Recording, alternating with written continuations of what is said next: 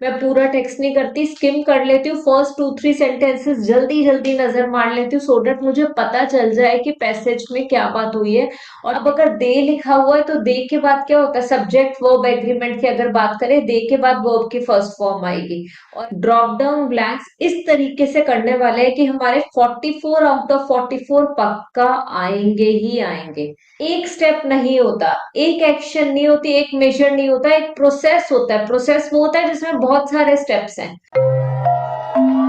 Hello everyone, I'm Sonam Sandhu from PT Made Easy and in this session हम लोग focus करने वाले हैं PT reading and writing fill in the blanks में। ये video Hindi में होने वाली है और अगर आप यही वीडियो को इंग्लिश में देखना चाहते हो तो this is already there in the PT reading playlist. आप वहां पे जाके you can check out the English video as well. Okay, so guys ये जो वीडियो है, इस वीडियो में हम PT reading and writing fill in the blanks, drop down blanks इस तरीके से करने वाले हैं कि हमारे 44 आउट ऑफ 44 पक्का आएंगे ही आएंगे। ये गारंटी है मेरी। अगर आप ये सेम मेथड फॉलो करो, प्रॉपरली प्रैक्टिस करो, तो nobody can stop you from scoring full marks in this. और अगर इसमें अच्छा स्कोर आ गया तो राइटिंग का भी स्कोर डेफिनेटली अच्छा रहेगा एंड रीडिंग में भी आप अच्छा स्कोर करोगे। ये बहुत इजी है, ऐसा कुछ नहीं है कि मिस होने वाला है, बिकॉज सब कुछ आपके सामने है। The phrase is in front of you, just need to use the right strategy. So सबसे पहले समझना है कि राइट स्ट्रेटेजी क्या है। जब भी आपको PT reading and writing drop down blanks मिलते हैं, अब यहाँ पे आपको ड्रॉप डाउन की जगह पे 4 ऑप्शंस दिख रहे होंगे राइट हैंड साइड में। अदरवाइज यहाँ पे एक एरो आता है, आपने सिंपली ड्रॉप डाउन उसको क्लिक करना है और आपको 4 ऑप्शन सीक्वेंस में दिखेंगे और आपने सिलेक्ट करना है। जब भी हमारे पास टेक्स्ट आता है तो हमने करना क्या है, जो हमारा फर्स्ट स्टेप है वो ये है, before you read start by quickly skimming the text. तो पहली चीज जो जरूरी है, आप जल्दी से एक बार टेक्स्ट को पढ़ लो। ठीक है, यहाँ पे फोकस मत करो कि ब्लैंक में क्या है क्या नहीं है, बस एक बार नजर मार लो टेक्स्ट पे और देख लो कि वो बताना क्या चाह रहे हैं, क्या मीनिंग है। बस एक क्रक्स आपको पता होना चाहिए। अब बात करते हैं मेन कि हमने आंसर्स कैसे फाइंड आउट करने हैं। अब आप जब एक बार रीड कर चुके हो, कैसे, इस तरीके से देखो, कुछ almost every human behaviour from shopping to marriage is learned in the US. Marriage is generally seen as an individual choice made by two adults based on mutual feelings of love. In other nations and in other times, marriages have been arranged through an intricate dash of interviews and negotiation between entire families. So basically यहाँ पे clearly बात हो रही है marriage के बारे में। वो मैरिज की बात कर रहे हैं अक्रॉस द वर्ल्ड। मैरिज का मेन मीनिंग क्या है, मैरिज किस तरीके से, पूरा भी नहीं पढ़ोगे तो भी चलेगा। व्हाट आई डू, मैं पूरा टेक्स्ट नहीं करती, स्किम कर लेती हूँ, फर्स्ट 2-3 सेंटेंसेस जल्दी जल्दी नजर मार लेती हूँ, सो दैट मुझे पता चल जाए कि पैसेज में क्या बात हुई है और टेक्स्ट में क्या बात हुई है। That's it. ओके, अब बात करते हैं व्हाइल यू आर रीडिंग आपने किन चीजों पे फोकस करना है। देखो, read one sentence at a time, start with the first blank. If you are not sure what the answer is, then only you should proceed to the next one, because वहां पे आप time नहीं waste कर सकते, answer नहीं मिल रहा और उसी पे आप लगे हुए हो और आप ढूंढ रहे हो वो answer, that is wrong. Rather start with the first one. If you are unable to find the answer of the first one, simply move on to the second one. Okay, that's what you have to do. The more blanks you fill in, the easier it will be to answer any blank that you have skipped. This is actually true. Let's say you have filled the first blank and the second blank. आपको idea हो गया है कि story क्या है और main meaning क्या है, तो आप थर्ड वन भी इजीली कर पाओगे। जब भी आपने ब्लैंक्स पे फोकस करना है, आपने 3 चीजों का ध्यान देना है। ग्रामर पे ध्यान देना है कि ब्लैंक से पहले अगर ब्लैंक में सिंगुलर नाउन आएगा, अगर एन है या ए है ब्लैंक से पहले, तो डेफिनेटली सिंगुलर नाउन आएगा, बिकॉज आर्टिकल्स हैं ये दोनों और ये तभी यूज होते हैं जब सिंगुलर होता है। तो ए एंड एन है तो इस चीज का ध्यान दो। ठीक है, अगर वहां पे वॉज है या वर है, उस तरीके से देखो, अगर वर है तो कुछ प्लूरल आएगा, वॉज है तो कुछ सिंगुलर आएगा। सो हेल्पिंग वर्ब्स और ये आर्टिकल्स देख के ध्यान रखो कि क्या आएगा ब्लैंक में from the list of options. Then connectors पे फोकस करो। ठीक है, word such as they and our. अब अगर दे लिखा हुआ है तो दे के बाद क्या होता है, सब्जेक्ट वर्ब एग्रीमेंट की अगर बात करें, दे के बाद वर्ब की फर्स्ट फॉर्म आएगी। और अगर आई है तो भी हमारी वर्ब की फर्स्ट फॉर्म आएगी। बट अगर ही शी इट है तो सब्जेक्ट वर्ब एग्रीमेंट के बेसिस पे अगर वर्ब आएगा तो वर्ब की फर्स्ट फॉर्म के साथ एस एंड डी एस भी ऐड होगा।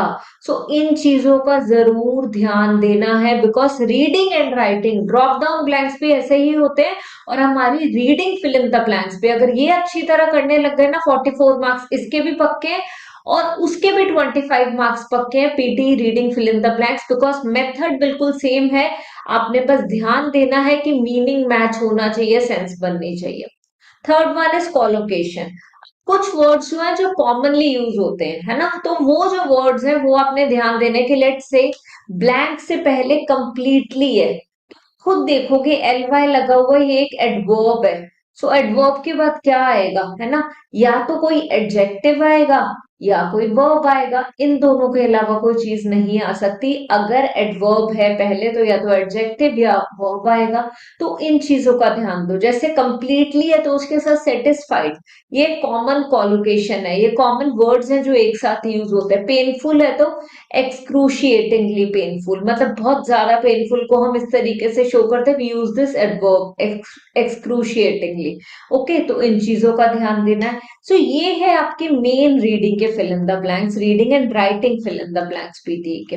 जब आपने सब कुछ फिल कर दिया है, एवरीथिंग इज डन, तो आपका नेक्स्ट स्टेप बस एक होना चाहिए।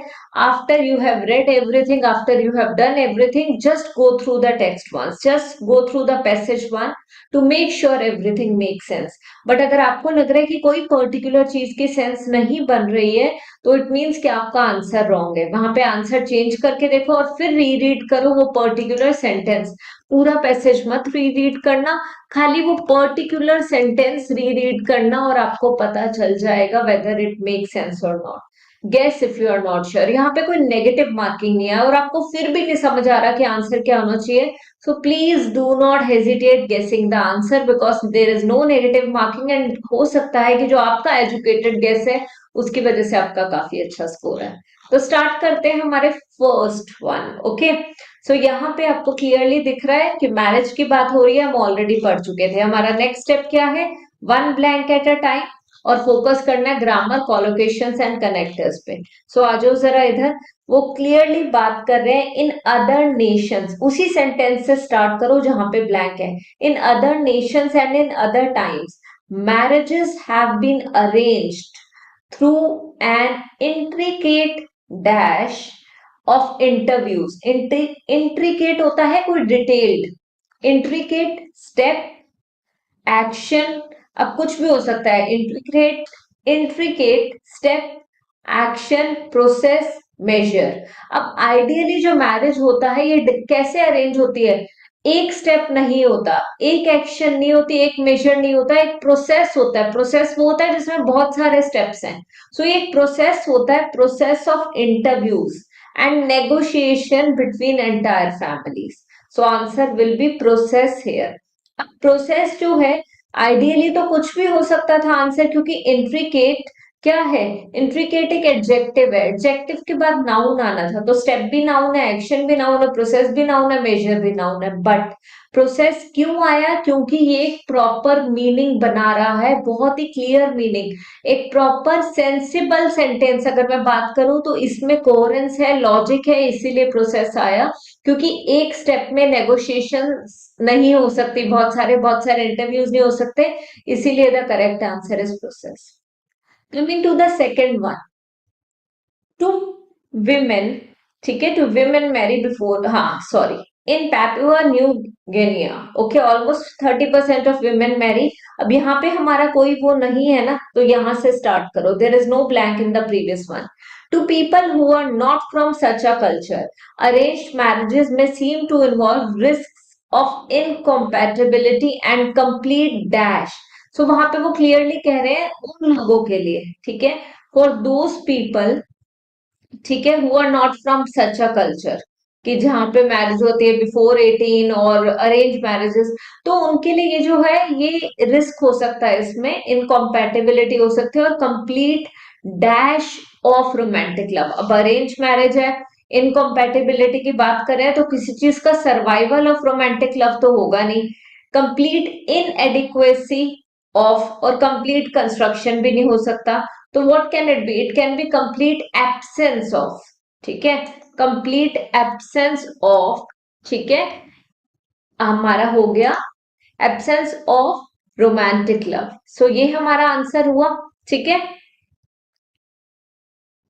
सो यहां पे हम क्या फिल कर देंगे, will clearly fill it with absence.